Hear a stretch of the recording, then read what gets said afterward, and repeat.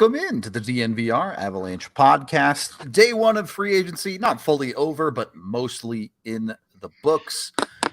Chris McFarland, the GM of the Colorado Avalanche, just had his media availability. All three of you were there, so I'll let you guys take this one. What did McFarland have to say about today? He did say that they are. I thought it was really interesting the way that he said it, and then Megan kind of, had him kind of reiterate it. But that he said that yes, they're mostly done for today, minus some things it sounds like they've already got done that they're just waiting to officially come through. That they're mostly done for today, but that they weren't done. The word he used was tinkering. They're going to continue to tinker around the edges, but that he said they're going to, quote, let it breathe for a little bit here. So, we'll get into kind of what he talked about in terms of who maybe they still have some tabs on, who they're keeping an eye on, who those deals in the hopper might be for. But for the most part, I don't think we should expect like any new impactful roster players coming in. That does not mean they are done coming in today, but that does not mean they're done for the summer. Before we get into the Avs signings, which we will touch on in just a second, your guys' feelings on the day as a whole. Felt a little bit slow. There's still a lot of reasonably sized names out there on the market. Is this the new norm for free agency, or do you think with the cap going up next year, we'll be back to the madness again next season? Madness next season. I mean, more money. I think the guys signing 1 and 2 year deals, you're going to have a giant talent influx and guys who are planning and excited about getting into the market, into markets that will 32 teams will be given $4 or $5 million each season. That's a big contract for a pretty good player every year, or it's good contracts for multiple players every year. So everybody's going to be happy. I think we go back to madness in the future. This felt a lot like that first COVID offseason where that free agency was absolutely brutal to sit through because nobody had any money.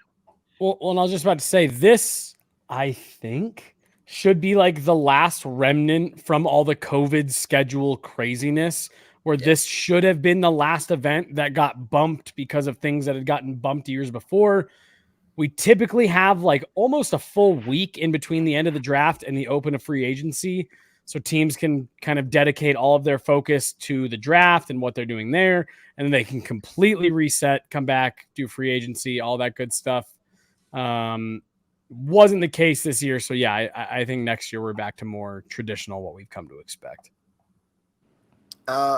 Okay. I'm with it. I hope so. I don't want to do another 6-hour show that gets drawn out without any super awesome action again next year. But for today, getting into what the Avs did, technically made 4 signings. One of them was an internal guy. One of them was Chris Wagner, who's likely to play for the Eagles for the most part next season. And then 2 real NHL roster signings from free agency, being Miles Wood and Jonathan Drouin. Where do you all want to start? Well, I'll just say this, and it's dumb. I'll just say this, and then I'll let Megan and AJ, if they want to get into the the minutia of any of those guys, we can go there. But I really did, as we got part of the way through the day, the multi-hour long Miles Wood saga, trying to figure out, was the signing legit? Okay, now what's the what are the terms of it? All right, we've got the length, and we had to wait another 90 minutes to get the AAV. So about halfway through the day, I was honestly not like upset, mad, disappointed, but I was a little surprised at how little the Avs had done, given not the specific players that had signed, but the types of deals that we were seeing out there. I was like, this should be Colorado's market. Like, a lot of these guys are willing to take deals that are right in the wheelhouse of what the Avs are wanting to do. And I was just a little iffy on what it was they had ultimately come up with. They make the Jonathan Drouin signing. I love where that dollar figure comes in. And I thought that made the Miles Wood one make a little bit more sense. I think given what was out there today and what was a pretty weak free agency class, I really liked what the Avs ended up doing at the end of the day, knowing that there's a little bit more work to be done.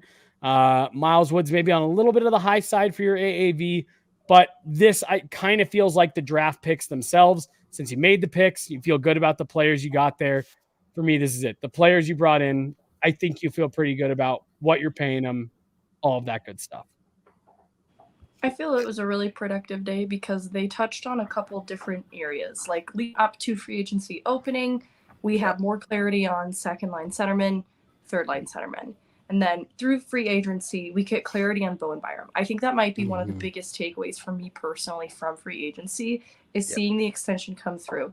And frankly, it's better, I put in quotes, than I imagined, in that I was thinking they would have to give up higher AAV or term to make Byram happen, and to see it come through on free agency day so that they can go the rest of the offseason with that clarity on the number and the term is huge. He's such a big piece of their identity too, that it's important for them to build the rest of the decor then around the Makar, Byram, and for at least now Taves into the future. And so getting clarity on that was already so huge, but then they get a little bit more clarity also within their middle six to build around the Ross Colton types. Now we can see where Miles Wood comes into play and Drouin comes into play. And I think that Drouin was just good business because it comes in at under $1 million. It makes up for a little bit of the discomfort we have surrounding that Wood contract, that overall it was not only productive, but I felt like it was on the whole pretty good business as well. So two very different ideas here between Wood and Drouin, as we can bring up the Evs. Don't take this roster as fact, but a rough estimation of what you can expect Colorado's roster to look like at the moment. Drouin in the top six, Wood on a third line. When you look at these two, Wood is a long-term answer. Certainly Colorado believes that as a third liner or potentially even middle six guy for them. And Drouin is a shot on upside in the immediate. How does Colorado parse this going forward? Is this a, hey, hope for the best with Drouin, and however it goes, you're done with him at the end of the year? Or could they look at this being a multi-year deal thing down the line? I mean, obviously it all depends on how it goes this year. This was one I found really interesting. It was brought up in Chris McFarland's availability. Nathan McKinnon, very good friends with Jonathan Drouin. How much was he consulted? And Chris McFarland made it sound like quite a bit that McKinnon advocated for it, kind of gave everyone the rundown in terms of who he was, both on and off the ice, something that he was very, very excited about. He made the joke that McKinnon became an honorary member of the scouting staff, in the days leading up when they were discussing Drouin. So if it goes well, if the play translates on the ice, I could totally see this being something that sticks just beyond this year. But that's what I like about it. They didn't get caught up in like the romanticized part of it, where it's your star player is really happy. He really likes this guy. He thinks he's great, all that stuff. They said, that's all perfect. We're going to take a cautious approach, put him in a situation like AJ talked about during the watch along. I don't know if we call that draft day live or free agency live. It could make a lot of sense, Drouin fitting in with this system. So let's wait and see. But we mentioned it again while we were doing the watch along. This is a guy that's played at a 40-point pace or better each of the last 4 years. He hasn't gotten to 82 games. I think there's a real chance that this could be something that fits if Drouin can stay healthy, keep himself in the lineup. Okay. It's not without risk, certainly. Obviously, Drouin has struggled to regularly be on the ice over the last 3 years in Montreal. But he's also a guy who is fully capable of putting up 50 points and being, at least offensively, a top six player for Colorado. Megan, you mentioned it. At $825K, is there even a downside here? No? I don't think so. Sorry. People shaking their heads no. Well, I was going to say, I thought maybe it was, yeah, no, I mean, I don't think so. This to me feels a lot like the Ryan Johansson acquisition.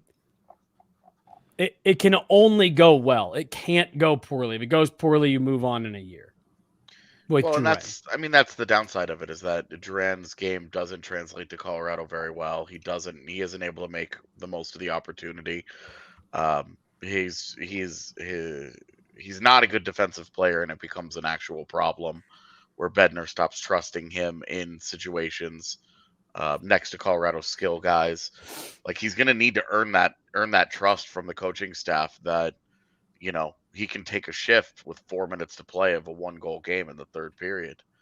You know, he needs to be able to contribute. And the downside is that it doesn't work and they move on and they still have to figure out that spot as the year goes on. That's really it though.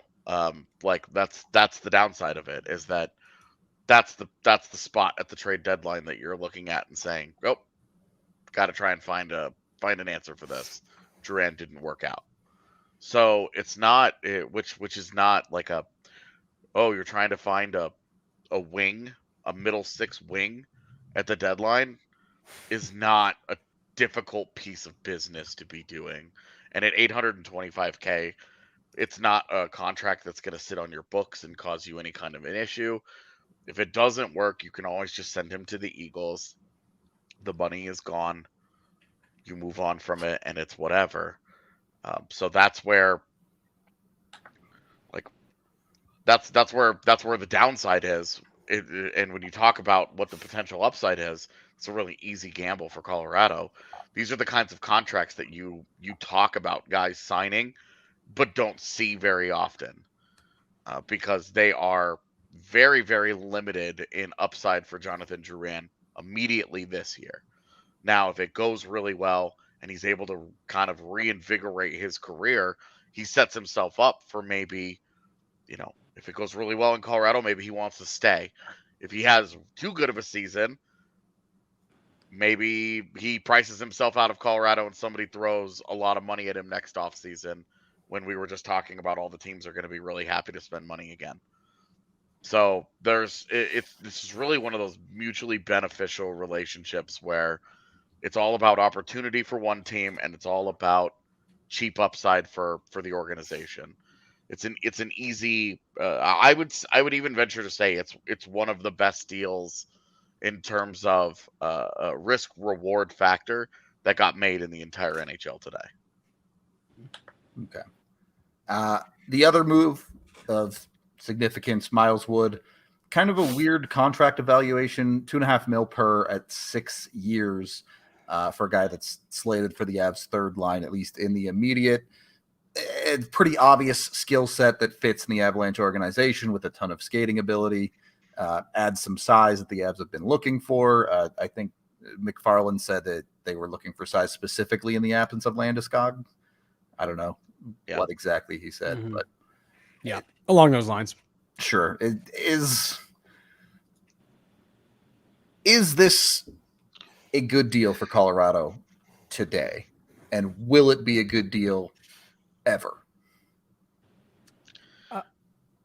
Go ahead, AJ.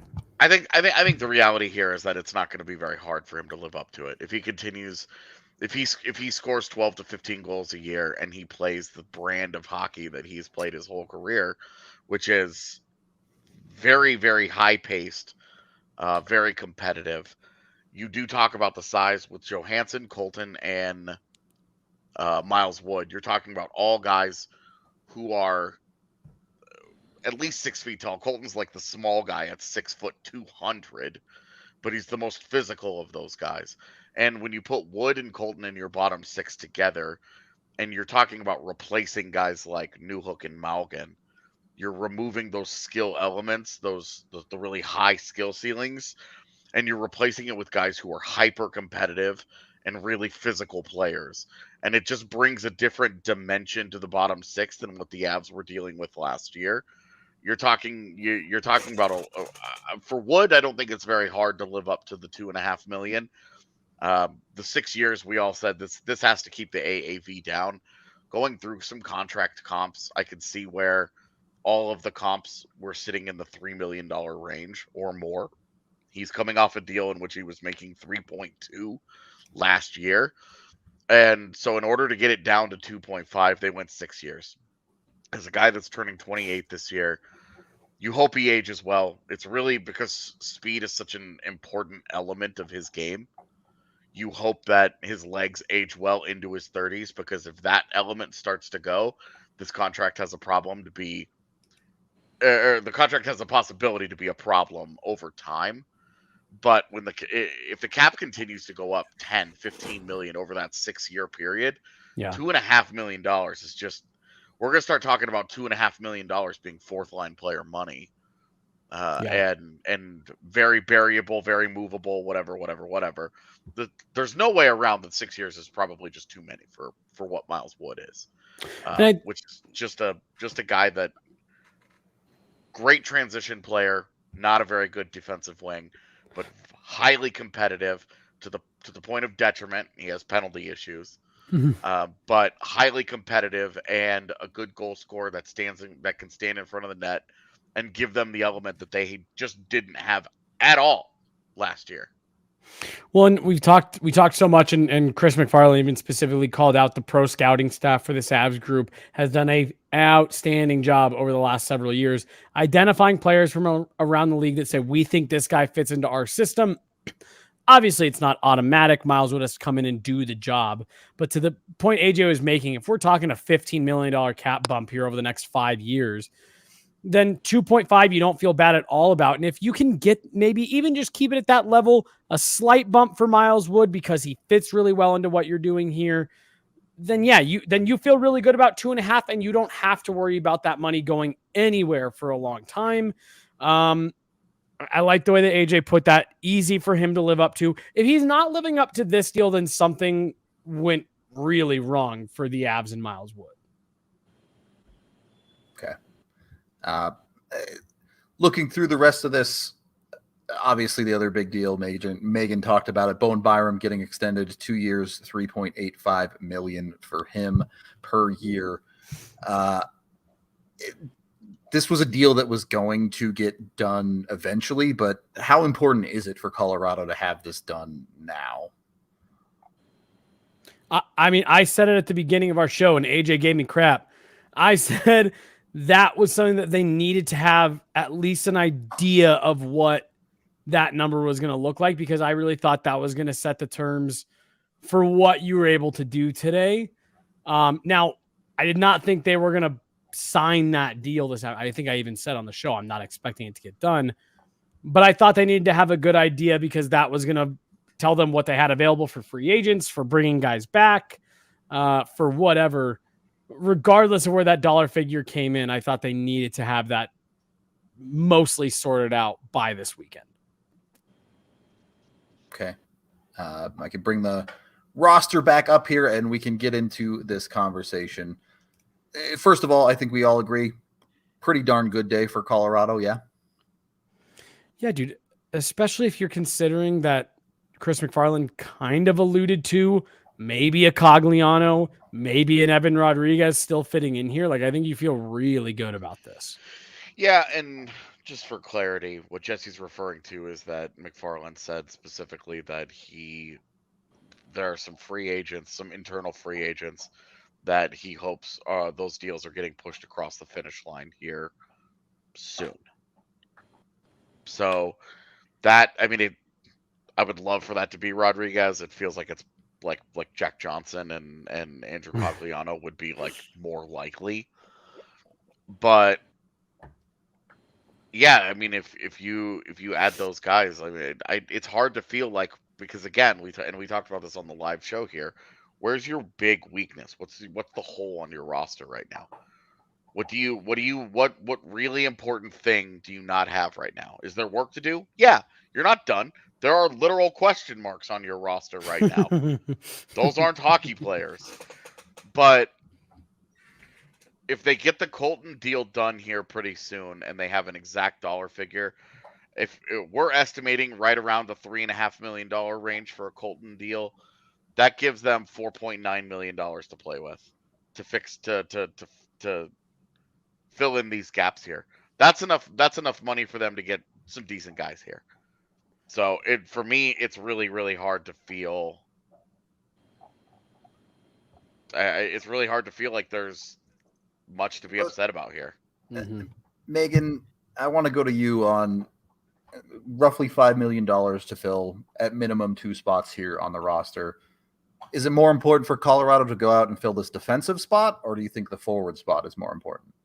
The defensive spot, for reasons we alluded to in the live coverage of free agency, being positionally, that's going to be, I think, most coveted and valued by teams. It's reflected in how day one unfolded already so far. And I think that's where they're going to have more limited options. So I'd like to see them make a commitment in that way to something they feel comfortable with, someone they feel comfortable with. Because I think that, as we also addressed in the live coverage, there are several forward options we would be comfortable with in the bottom six that could satisfy that role pretty well, bring a few different things to the table, a couple different tools that could complement Wood and Colton and bring the best out of that third line. I think they'll have more options available there. And honestly, that's where a lot of the money could be tied up, is in whatever that defensive option is. They'll know what they have to then spend on that next forward option once they address the defensive option. And there is certainly some flexibility in this lineup too. Don't take it as this is where every guy will play. You could see Drouin drop down to the third line. You could see LOC move up and play on that third line as well. And they may look for other options in the forward core, especially. They could be interested in a fourth line center or something like that, depending on what they want to do with Ben Myers. So there is still more work to be done, but on a day 3 hours into it, we were like, okay, they've only done Miles Wood. It feels like a little bit of an overpay in the immediate. Not great. They took that and turned it into an upside swing on Jonathan Drouin and cleaning up some in-house work with Bowen Byram to set themselves up for whatever they're going to do next. And just to further touch on the Byram thing getting done, it gives them cost certainty to go out and know exactly what they're dealing with in terms of money. Yep. To be competitive with this secondary market, the second and third wave of free agency that'll be here, that we will see get picked through over the next 2 to 4 days. Yep. Having Byram done and having it done short term, because a long term deal was going to cost you $3 million more per year. Would that have been great in year 6? Totally. But what is it costing you right now? It could be up to 3 roster spots. And so getting it done the way that they did on the short deal that they gave him, under $4 million, gives them the flexibility this year to continue to make competitive moves. And none of this, I went and I looked at next year's. None of this, you will have to figure out a top 6 thing next year. You're hoping that's Landeskog, because that's $7 million you've invested in your top 6 next year. Yep. So you're hoping to replace Drouin with Landy in your top 6. They've got the money to give Devon right now. They've got the money to give Devon Taves the extension he wants right now.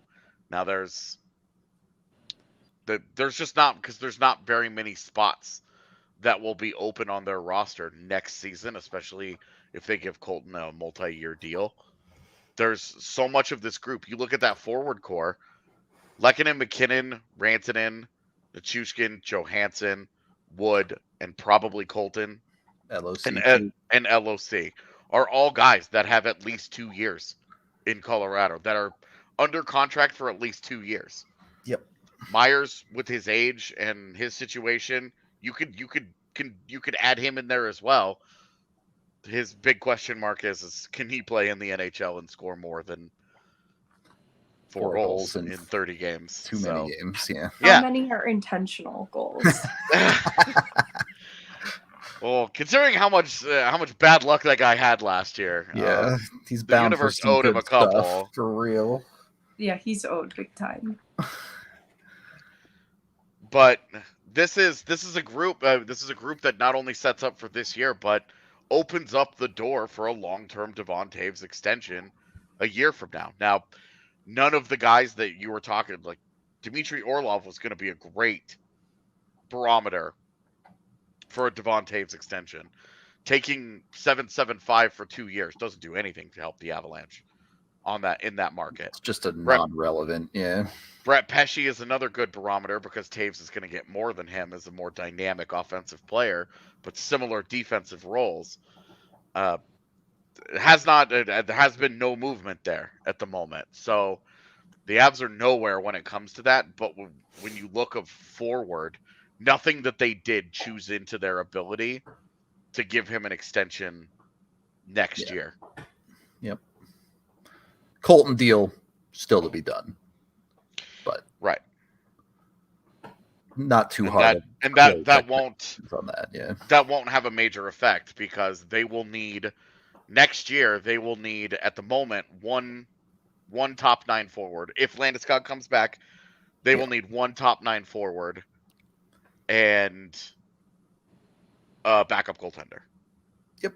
Because we don't know really about the defense. We don't know that last spot there quite yet.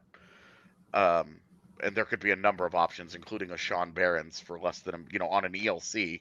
A Sean Behrens on your third pairing is very cost effective. So Chris McFarland specifically named Sam Malinsky as a guy that they're really high on internally still. Not still, I mean, he's pretty new. I did intentionally ask the question to bait Chris McFarland into talking about Sam Malinsky. You got what you wanted then. Yeah, so I think that's the one thing that hasn't been made super clear today is how the Avs intend to use some of those internal options. We've talked about Foodie as a potential call up this year. We're still talking about, Cogliano may come in and replace Olofsson or Myers on this roster that we're showing you right now. So it will be interesting to see how they flex some of the scratches and depth call up options. But while there is still more work to do, it does feel like the Avs have done a good job of creating a base to work off of here. We talked about it on our live show. Both their power play units actually look pretty darn good with the guys they have already, but they need to fill out those PK units a little bit. Yeah, I do think that if you look at this, if they could find a way to get it back around with Erod, is he not the perfect fit for those question marks on that third line? He's perfect. Mm-hmm. Yeah, for sure. Where's your cap there? Would you be willing to forego something and go even like 3.5 or more for Erod, or does it have to be like 3 mil or less? Am I getting multiple years, or am I getting one? At 3.5 for 2? Oh boy. I mean, I'd be hard pressed to say no to it. Just because I think he's such a good fit in Colorado. He was so good last year. Anthony Declare traded to the Sharks. Cool. Neat. Yeah. That would have been a guy that at $3 million with 1 year left on his deal could have been interesting, yeah. Yeah, before Miles Wood could have been interesting. After Miles Wood, they're too samey in terms of burners. Yeah, he's not a guy who's going to play PK for you. Yeah. Yeah. Okay, so certainly someone like Erod, or at very least someone of that archetype of a flexible, can move around your lineup type player would make a lot of sense for Colorado. Yeah, and it's also, I mean, it's not why you do it, but it's built-in insurance in case the Drouin thing doesn't work out. He is capable of flexing into your top 6 somewhere because we've seen it work. So that would be nice to have that kind of insurance around. And if you were to go and get more of a limited guy, but a grittier, like he's going to crash and bang a little bit, in the Tomas Nosek or a Garnet Hathaway, Christian Fisher kind of type of dude. It's just a different $2 million style. cost range. Yeah, you're talking about a more limited offensive player that's not going to be as comfortable flexing around certainly higher up in your lineup than a guy like Erod. But instead of with Erod, we're talking about a $3 million sweetheart deal here. With those guys, you're looking at 1 to 2. So, that's the balance. The defensive spot, you guys already mentioned it. I would not surprise anyone to see Jack Johnson come back and fill that role for Colorado. Yeah. There are a few other options out there. Megan kind of talked about how many of them did end up going today, and a lot of them for prices that you're kind of giving the side eye a little bit. A lot of guys getting paid $3 million plus that you weren't confident about. So it's a weird spot, to say the least. Am I still connected? Okay, I am. My computer Yes. just like freaked out. It's a weird spot to be in because I really don't know the value of that market right now. You see those guys getting 3x3 contracts. And then you also see some other guys like Kulikov taking a 1x1 to go to Florida, which, look, I get it. Kulikov's not the greatest player ever right now, but on the live show, we kind of honed in on Ethan Bear could be interesting to do with Jack Johnson. Yeah. Something like that. Is there anyone else out there you guys had any particular eyes on for that defensive spot? I just, before I move on to answering that question, for a comparison, wanted to say even Lars Eller as a recent and relevant example, 2 by 2.45 is not something I would have felt comfortable with Colorado doing. Over 2 just feels like too much there, and so I think that for Avs fans who are familiar with Eller from this last year can probably better appreciate why 1 year for Drouin at 8.25, though a big question mark, would feel a little bit more comfortable. Yep. That flexibility to have money to do other things. If they could, if we could see Jack Johnson be one of those depth fringe things come through the hopper, I'd feel a little more comfortable too than with what they're looking to do next. That feels like one they could answer right now, and it would give me better clarity on then what next defensive piece they could add. Well, and Johnson is the type of guy, let's just say he comes in around $800K. He should come in roughly around that where whoever he signs with. That's a cheap enough contract where you could look to do something else at defense if you wanted to, or you could go spend that money on forward and just live with Jack Johnson as the 6th, however you wanted to shape that up. So I think Colorado has done a very good job of leaving their options open with how they want to do certain things down the line here. I haven't come out and said it, but again, I do think you have to really give Colorado credit for today. I think they've done a really good job being patient in a market that has not necessitated going all in for anyone. Yeah, this was a tough market. Some guys, just to answer your question, some guys that I'm keeping an eye on in the defenseman market in particular. Travis Dermott would be one of them. Calvin DeHaan, Ethan Bear, we've talked about. Caleb Jones is the other one. Sure. I'm also going to keep an eye on a guy like Shane Gostisbehere if he was. He's talking to Detroit. Sounds like. Okay, and if that was a it just doesn't work. If any of these guys are willing to take a really cheap 1-year deal somewhere, like a Matt Dumba, you can put them in competitive spots where you feel like, hey, we'll see. But really, in terms of guys that I would be comfortable playing on the third pairing that kind of belong there, the Caleb Jones, Calvin DeHaan types, I think would be where I would have my interest. Okay. So far, I'm happy. Let's wait to see what they do next. Is there anything else you guys wanted to touch on? I was really hoping that we would have our AHL signings by the end of the show, since they know what they are. Yeah. It's just a matter of writing up the press release. I was going to say, and to the thing we've talked about a little bit, I want to know who the other people, the other internal guys that they are wrapping up, finishing up. Yeah, whatever. Wrapping up. Yeah. I don't know. Yeah, I'm with you, AJ. I was hoping some of that would have been here. With no Galchenyuk, no Charles Hudon, no Sampo Ranta, I want to see a good deal of these AHL signings get announced. They need to do at least 3 or 4 guys, and Chris Wagner's probably one of them. But right, maybe Olofsson is, and there's someone else they feel more comfortable with for the Avs lineup. Definitely an option. They could go about it that way. I would be surprised if Olofsson's an Me too, just given they actively traded for that guy, but I agree.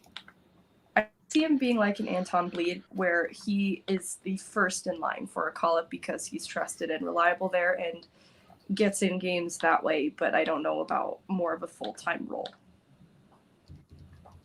That's what training camp is for, right? Earn that job a little bit.